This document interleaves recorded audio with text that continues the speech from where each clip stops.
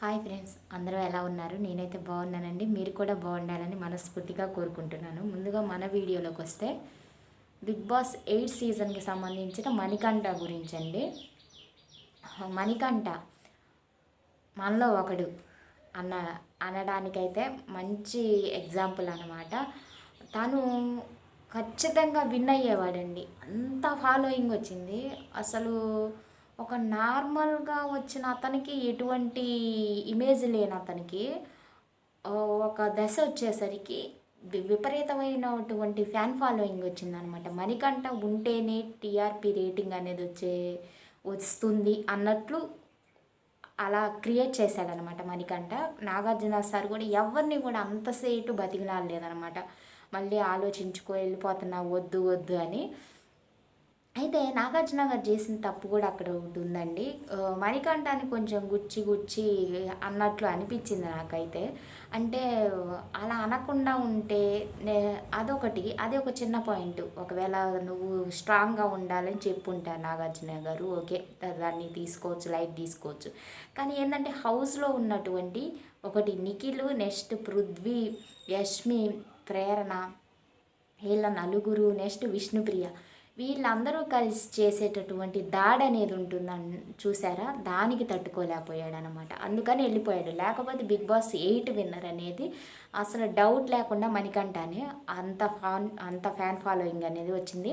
అసలు నిఖిల్, ఈ మరి గౌతమ్ కానీ, యష్మి కానీ, అసలు వీళ్ళందరూ జుజుబి అనమాట. వీళ్ళ మణికంఠ ముందు ఆ సీజన్లో కనుక మణికంఠ ఉంటే ఖచ్చితంగా విన్ అయ్యేవాడు అనమాట. తను విగ్గు పెట్టుకున్నాడు, ఆ విగ్గు తీసేశాడు. నేను ఎంతకంటే ట్రాన్స్పరెంట్గా ఉండను అన్నాడు.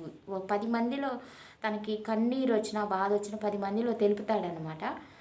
అది దానికి కూడా గట్స్ ఉండాలండి. కొంతమంది 10 మందిలో ఏడవరు, కానీ మణికంఠ 10 మందిలో ఏడుస్తాడు, తర్వాత కామన్ అయిపోతాడు. అదే అతడు స్ట్రెంగ్త్ అనమాట.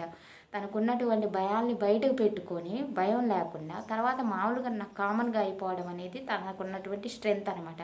ఒక దశలో యష్మి వచ్చేసి అక్కడ అందరు బాయ్సే ఉన్నారు. యష్మి, పృథ్వీ వచ్చేసి అక్కడ అందరు బాయ్సే ఉన్నారు, ఇంకా మరి మణికంఠ బాయ్ కింద లెక్కేయలేదా అని ఒక మాట అన్నా కూడా ఇంకోసారి అన్నారంటే ఇచ్చి పడేస్తాయేమనుకుంటున్నారు, ఊరుకునేది లేదని స్ట్రాంగ్గా కౌంటర్ ఇచ్చాడు. నెక్స్ట్ పృథ్వీ ఒక దశలో అయితే గొడవకు వచ్చేసాడనమాట. కొన్ని టాస్క్ జరిగినప్పుడు అప్పుడు నేను గమనించింది ఏంటంటే నిఖిల్ గొడవ అంతా అయిపోయినాక ఒక మాట అరే అరే అలా అరే అని అలా సంబోధిస్తూ మాట్లాడేసరికి ఇంకా ఆపు ఆపు అని ఎంతసేపటికి మణికంఠాను అంటున్నాడు. కానీ పృథ్వీ అయితే మీదకి వెళ్ళిపోయినా కూడా అంతగా ఆపలేదని నాకైతే అనిపించింది. కానీ ఆ దశలో చిటికేసి మాట్లాడొద్దు, నా మీద చిటికేయడానికి నువ్వెవరు, చిటికేసి మాట్లాడితే ఊరుకోనా అని అసలు ఎంత స్ట్రాంగ్గా నిలబడ్డాడంటే మణికంఠ.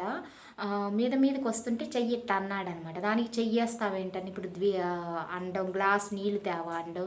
అసలు నువ్వు నాకు ఏమీ కావు, నీకు చిటికతో లెక్క అంటే ఆ చెయ్యి దింపరా నువ్వు అని మాట్లాడడం, అసలు అది చాలా బాగా అనిపించింది అనమాట. ఒక టాస్క్లో అయితే మణికంఠ నిఖిల్ వచ్చేసి ఏంటంటే ఒక చిన్న ఇసిరేసినట్లు వేసాడనమాట, చిన్నపిల్లాన్ని ఇసిరేసినట్లు.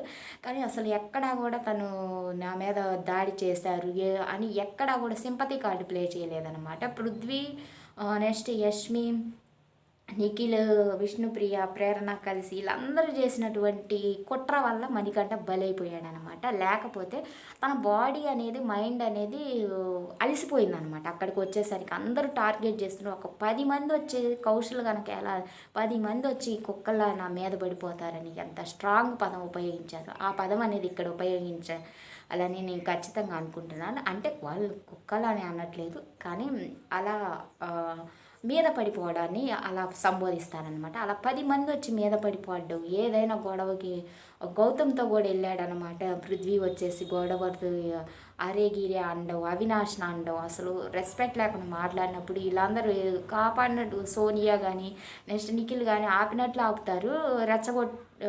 చూడటానికేనో రెచ్చగొట్టినట్లు ఉంటుందన్నమాట జనాలకి. అంతగా ఆపట్లేదు. ఇప్పుడు నిఖిల్ని మణికంఠాన్ని ఆపినట్లు పృథ్వీని ఆపలేదన్నమాట. విష్ణుప్రియ అయితే చల్లగా చూస్తూ ఉంది కూర్చొని. నాకైతే భలే చండాలంగా అనిపించిందండి అక్కడైతే. ఎందుకంటే ఒక మనిషి అంతగా బిహేవ్ చేస్తున్నప్పుడు వాళ్ళు ఏందండి గ్రూప్‌గా టార్గెట్‌గా మూకుమ్మడిగా దాడి చేయాలని చూస్తున్నారనమాట. వైల్డ్ కార్డ్ ఎంట్రీస్‌ని బయటికి పంపించాలని ట్రై చేశారు. కానీ మొత్తానికైతే మణికంఠ ఉంటే సూపర్ విన్నర్ అయ్యాడు. తన గతం గూడా అంత పాస్ట్‌లో తనకున్నటువంటి బాధలు గానీ, ఇయ్యి కూడా అక్కడ అంతగా చూపించకుండా ఆడడం అనేది చాలా బాగా అనిపించింది. కానీ మణికంఠ బిగ్ బాస్ 8 విన్నర్ ఖచ్చితంగా అయ్యేవాడండి. నేనైతే మణికంఠ ఖచ్చితంగా సపోర్ట్ చేస్తాను. ఎందుకంటే ఒక బలహీనుడిని చేసేసి 10 మంది టార్గెట్ చేయడం అనేది అది మానవత్వానికే మచ్చలాంటిదనమాట. కాబట్టి అంటే నేను జనరల్‌గా చెప్పేదంటే అది నచ్చదు జనాలకి. 10 మంది కలిసి ఒకరిని టార్గెట్ చేస్తే అదేందండి? ఏదైనా సింగిల్‌గా చూసుకోవాలి గానీ అలా మీద పడిపోతే బాగుండదు గదా! కాబట్టి మణికంఠ విన్నర్ అనమాట. Bigg Boss 8 winner. నా దృష్టిలో మణికంఠనే. తర్వాత మణికంఠ ఎళ్ళిపోవడం అనేది నిఖిల్‌కి అదృష్టంగా మారిందని ఖచ్చితంగా చెప్పదలుచుకున్నాను.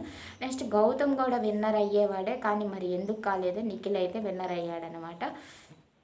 మొత్తానికి ఓటింగ్ ప్రకారం కాబట్టి ఇంకా మనం విన్నర్ ఇంకా ఆటోమేటిక్‌గా ఎవరైనా కూడా మనం చేసేది ఏమి లేదనమాట. మొత్తానికైతే మణికంఠ విన్నర్ కావాల్సిన వాడు. వీళ్ళ గ్రూప్ టార్గెట్ అనేది తట్టుకోలేక బాడీ, మైండ్ స్ట్రెస్‌కి వీలయ్యి తను వెళ్ళిపోయాడు కానీ, లేకపోతే అసలు వెళ్ళిపోయాడు కాదు. అప్పటికి ఓటింగ్‌లో గౌతమ్ ఎలిమినేట్ అయ్యాడు.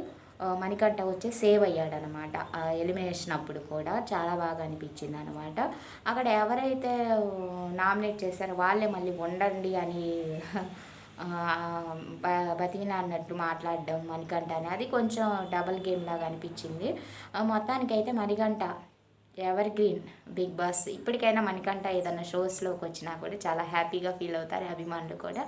నాకైతే మళ్ళీ వాళ్ళ వైఫ్‌తో కానీ, ఎవరితో కానీ బాగా ఉండాలని, వాళ్ళ లైఫ్ బాగుండాలని నేను కోరుకుంటున్నాను. చాలా అంటే చాలా ఫేమ్ వచ్చిందండి. మణికంఠకి వచ్చినంత ఫేమ్ ఎవరికీ రాలేదు. తను కూడా చాలా కష్టాలు అనుభవించాడు లైఫ్‌లో. ఇప్పటికైనా మంచి సక్సెస్ రావాలని నేను కోరుకుంటున్నాను. మొత్తానికి బిగ్ బాస్ 8 విన్నర్ అయితే నా దృష్టిలో మణికంఠనే. మణికంఠ లేడు కాబట్టి నిఖిల్ కానీ, గౌతమ్ కానీ అంత దూరం వచ్చారని నేను అనుకుంటున్నాను.